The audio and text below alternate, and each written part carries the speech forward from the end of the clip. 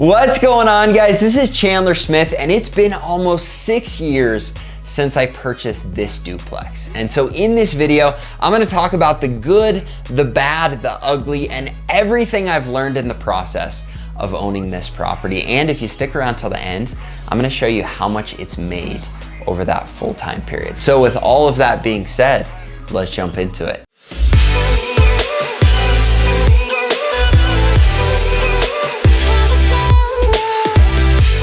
All right, guys, I decided to make this video because over the last couple years, this property has become a little bit famous because of this interaction. Yeah. You motherfucking right you ain't getting paid. And Why? Because you're not taking care of your property, bro. Real talk. Not only has this video been viewed hundreds of thousands of times on YouTube, it's also been viewed millions of times on TikTok. And so I figured it was time to come out and share with you what it's been like owning this duplex for the last 6 years. I decided to make this video because I've had lots of people reach out and say, Chandler, why on earth would you ever invest in real estate when you have to deal with crap like this? And the truth is, this situation was very hard for me.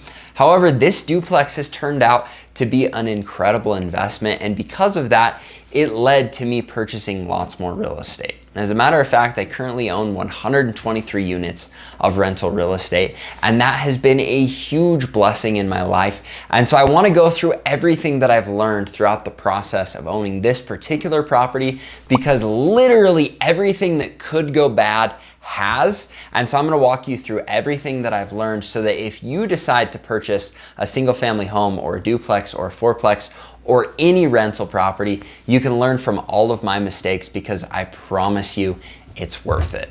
So the first thing that I learned is pretty self-explanatory, and that is pick good tenants, because if you don't, you're going to end up with crap like this. All in all, this house is a piece of just to keep it real with you. You have no driveway. You have a next door neighbor that cries if a kid spits on his shelters that he don't even use. I offered your landlord to cover a debt that I shouldn't even have to cover because I ain't covering that I lost. Nothing. So make sure you pull credit. Make sure that you check up on their work history. Make sure that you call their references and do everything else that you know that you should before ever putting a tenant into your property. Because I know sometimes it'll be easy and maybe you connect with someone and you think, you know what, maybe they're a little sketch, but it's worth it. I don't need to pull stuff. I'm just gonna throw them in. Or maybe you don't think that way. Maybe you're smart enough to not do that like I did, but please pick good tenants. I promise you won't regret it. Number 2, don't get emotional. And I actually have an experience I wanted to share with you that I've drawn on multiple times as I've started to get really emotional about decisions and about all of the negatives that come with investing and running businesses and everything else. And so here's the experience. A while back, I was being sued by someone that I actually worked with. And if you do too much research, you'll probably be able to figure this out, but I don't want to share names or any other details. But we went in and we both had our lawyers and we were hashing it out, and it got pretty gnarly. But we were able to settle on something, and that was that. We came to a settlement, we figured it out, and we figured out how to continue to work together moving forward. And so we finished up with our lawyers, and both of us walked out of the room and we went to catch an elevator going down from a skyrise that was in downtown Salt Lake City. Now, when I got into the elevator, I looked at him and I said, you know what? Are we still gonna be able to work together? Are we gonna be able to make this work moving forward? And he said, you know what, Chandler? Of course we are. Because here's the deal. I have no hard feelings. You need to remember that this is a job, and sometimes stuff just happens and we work through it, but at the end of the day, it's just a job. So don't lose sleep over it, go back to work.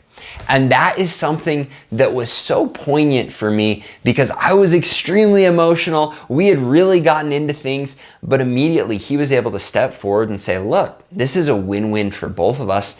And it was just that. Moving forward, we've had a great relationship. He's been someone that I look up to and that's been a mentor for me. And I've drawn on that situation a lot because when things do get emotional, you've got to remember this is a job, or this is an investment, or this is a business.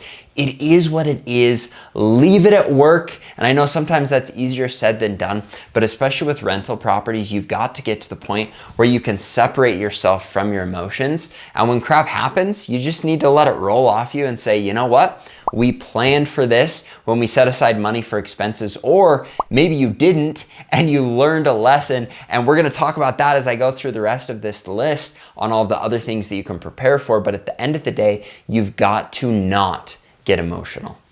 One sub point I want to make to this is that doesn't mean you shouldn't show empathy and integrity with the way that you run your business and rent your properties. I'm not saying don't be this savage with no emotions that's willing to do anything to anyone. That is not my point of this. My point is when crap happens to you, don't get emotional. Show integrity, show empathy, be a good human, run your business properly, run your real estate properly, and when crap happens, you can't get emotional about it. Number 3, evict quickly. You're going to have bad tenants. I don't care how well you screen, crap's always going to hit the fan at some point with someone, especially if you scale your rental property business. And so it's so important that when you do have someone that isn't paying rent, that's causing problems, that's doing whatever they're doing that's against their agreement that they signed with you, that you say what you're going to do and then you do it when it comes to evicting someone. Do it as quickly as possible after following whatever other steps or rules you need to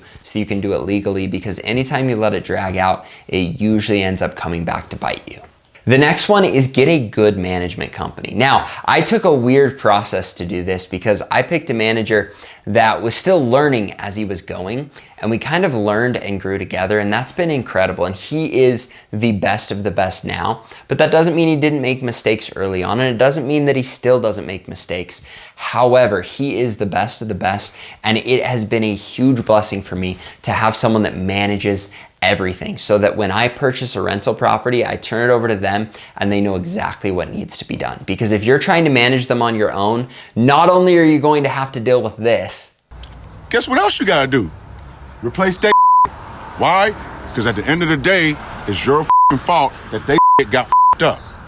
but with everything else, you're gonna be learning how to do it, which means you're not gonna do it as well as someone else could, which means you could probably make more money doing what you're good at and turning this over to someone else, while also avoiding a ton of stress that comes by managing properties on your own. So please don't manage them on your own, get a good management property. The next one is implement proper systems. You have so many moving parts when owning rental properties, from making sure that the lawn care is done, to making sure that filters are changed, that fire detectors are checked, that all of these other things are set up on regular maintenance, that you know what to do when someone doesn't pay their rent, you know how to collect rent, and not only do you know how to do it, but the systems are in place so that you don't have to know how to do it. You don't have to do it, period, because it just works. One point I want to make with this is sometimes systems break, and so it's important to have a system to follow up and check in on your systems. And I know that sounds funny, but have regular checkups.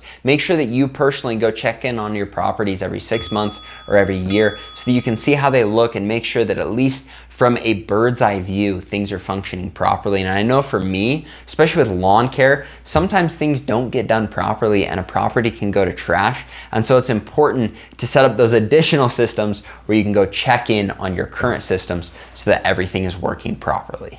This next one should go without saying, but know your numbers. I cannot stress enough how important it is to understand the numbers behind investing in a rental property. And if you don't know how to do that, go and click this link up here. It's going to give you access to a free calculator and a video that shows you exactly how to run the numbers. And if you really want to understand how to analyze rental properties and how to purchase them and go through the entire process, you can click the link down in my description and purchase my real estate investing course. Right now you can get $50 off, and the course is jumping in price here at the end of the summer. And I put a ton of time, effort, and energy into creating that. However, if you don't want to spend any money, just go watch my other videos, but please make sure you know how the numbers work, because if you don't, you're going to get burned. This next helpful tip just goes with the one we talked about, but buy right, not tight. A lot of times people will manipulate the numbers until they work or they look like they're going to work, when in reality they don't. Just because you change the numbers and guesstimate and estimate on what maybe in the future you could do, or on what maybe the property will go up in value so that it justifies not having cash flow, you're gonna get burned. Or if you don't, you probably deserve to get burned. So please buy right, don't make it tight. The next thing I learned is keep reserves. If you're at the point where you can buy a rental property but you don't have reserves, then please don't buy a rental property, especially when you're using leverage, which you should, which is our next rule. Make sure that you use leverage, but when you use leverage or when you don't, make sure that you keep reserves so that you're ready for the worst case scenario. Which segues perfectly into our next rule. And we've got a lot of segues going on here, but make sure that you plan for the worst case scenario. A lot of times when people are looking at rental properties, they'll plan on the best case scenario, and then when things go south, they're in trouble or their expectations are set up here, and so they get discouraged. Plan for the worst case scenario and then do everything in your power to make it the best case scenario. But if crap hits the fan, something goes wrong, you end up with the worst case scenario, then you've planned for it and you're expecting it, and you'll know how to, I guess, act accordingly. Make sure you have insurance. This should be very self-explanatory, but please get insured on these properties. Get them set up properly with an LLC. Do those things to protect you liability-wise, because you do not want to get burned. Take pride in your shit, bruh. Take pride in your property. Don't cut corners, because when you do, you're gonna end up getting burned. Or even if you don't, it just sucks when you own something and you're not taking pride in it. And I can speak from experience. Even right now, I have some of my property's lawns that I know should be in better shape because we've kind of cut corners and had some tenants manage the lawns on those properties so that we can give them a discount on rent. And it works out sometimes, sometimes it doesn't, but I'm reevaluating everything this year because I want to make sure that all of my properties look perfect and that all of the systems are in the right place. I've done it the other way and it just doesn't work very well. So please don't cut corners. Make sure that you do the right thing all of the time. And as you own properties and do things with integrity, you're going to benefit from it. Now, again, I know that when you own properties, it's easy to have stuff fall through the cracks. And that's why you've got to do everything you can to take pride in your properties, to follow up, to get those systems in place. And if you do, you're gonna love investing in real estate. You're gonna deal with crap, it's just part of it, but it's worth it. Those are the things I've learned since owning this duplex. And I've had some crazy experiences at this duplex. We've had someone try to sue us at this duplex, and they were kind of tied to that gnarly eviction, which we went through a gnarly eviction. We've had people not pay other than the eviction. We did buy this property in an area that's a little bit more on the sketch side, and because of that, we need to screen tenants even better to make sure that we get good tenants. But we've seen the ups and the downs through this property. But overall, it's been an incredible experience owning real estate. And the ups and downs of this property gave me the confidence to go into substantially larger and more beneficial properties. However, I want to show you what the numbers look like today on this property. So I plugged in my initial down. Now, these numbers are skewed because I have principal pay down, so that will affect how much money I have as a down payment or equity in the property. But I'm just gonna show you from start to finish where we're at on this property. It was purchased for $89,000 at 25% down, and my interest rate was 4.2%, which it still is.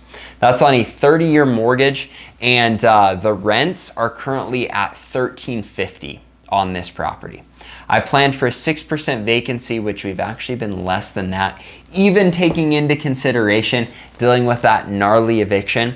I also have planned for 12% maintenance, 6% management, and we've gone over that in some years when we've had to make fixes. We've been under it in some years, and so it's kind of all balanced out. But with the insurance at $300, taxes at $1,200, on this property, I'm cash flowing a little over $7,000 each year, which ends up being a 31% return every single year on that initial investment I made in the property. Now, I also get huge tax benefits, and this property was purchased at $89,000. If I turned around and sold it today, I know at a minimum I could sell it for $250,000. So it's gone up in value by $161,000, which has been incredible. However, I'm not gonna sell it because I love this property. It's cash flowing extremely well. So I'm in negative. Sounds like you guys are in negative. However, I've never been one to listen because the more I hold on to real estate, the more it continues to cash flow and go up in value. Now, I may listen to this advice in the future and I may choose to sell it. However, right now, I'm gonna hold on to all of my real estate for as long as I can because it has been a huge blessing, and it's provided a huge upside for me and my family and all of my goals for life. So if you're thinking about investing in real estate, I hope that all of these things that I've learned will help you to make the proper decisions so that you don't have to deal with the negatives that I have. You can do things right the first time. Now, if you guys enjoyed this video, make sure that you remember to smash the like button, subscribe to the channel, and hit the little bell, and we'll look forward to seeing you in the future videos. Thanks guys, have a great day.